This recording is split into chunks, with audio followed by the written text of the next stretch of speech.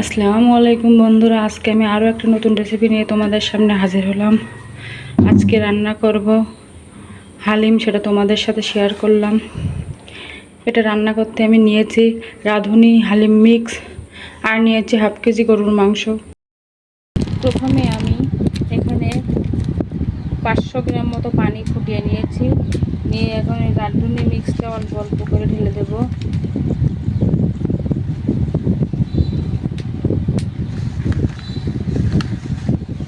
অল্প অল্প করে ঢেলে দিয়ে এখন এটা আমি মিক্স করে নেব চামচ দিয়ে।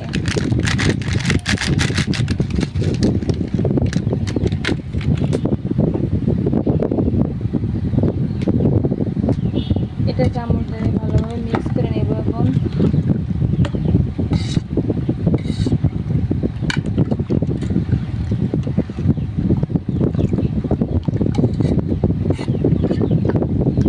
দেখুন আমার মিক্স করা হয়ে গিয়েছে, খুব ভালোভাবে মিক্স করে নিচ্ছি।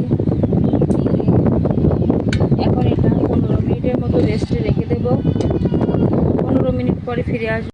এখন চুলাইতে একটা কড়াই বসিয়ে দিয়েছি, দিয়ে দেব পরিমাণ মতো তেল।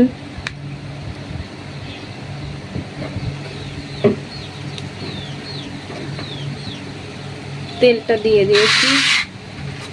এখন কুচিয়ে রাখা বেশ কিছু পেঁয়াজ দিয়ে দেব।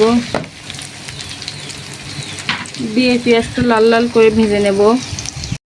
পেঁয়াজটা হয়ে গিয়েছে, এখন কিছু রেখে দেব। তুলে রেখে দিয়েছি কিছু। এবার দিয়ে দেবো এখানে আগে থেকে বেটে রেখেছি শুকনো মরিচ, আদা, রসুন। সেটা দিয়ে দেবো। দিয়ে এটা ভালোভাবে কষিয়ে নেব। নেওয়া হয়ে গেলে এখন গরুর গোশটা দিয়ে দেবো। এখানে আমি 1 কেজি মতো গোশ প্রেসার কুকারে দিয়ে সিদ্ধ করে নিয়েছি। এটা একটু হাড়ওয়ালা গোশ।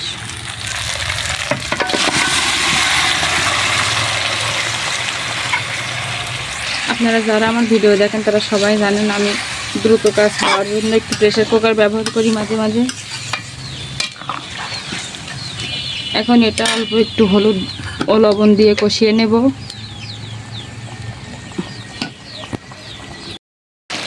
গোশটা কষিয়ে নিয়েছি, এখন দিয়ে দেব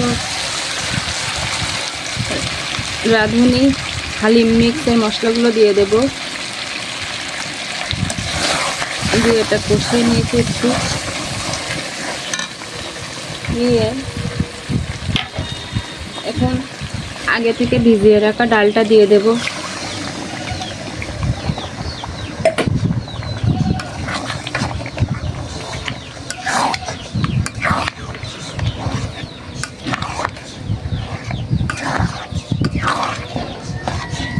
দিয়ে এটা আমি কিছুক্ষণ জাল করে ঘন করে নেব। ডালটা প্রায় হয়ে এসেছে। এখন আগে থেকে করে রাখা পেঁয়াজ বেরেস্তাটা অল্প করে দিয়ে দেব। দিয়ে নাড়াচাড়া করে এখন নামিয়ে নেব।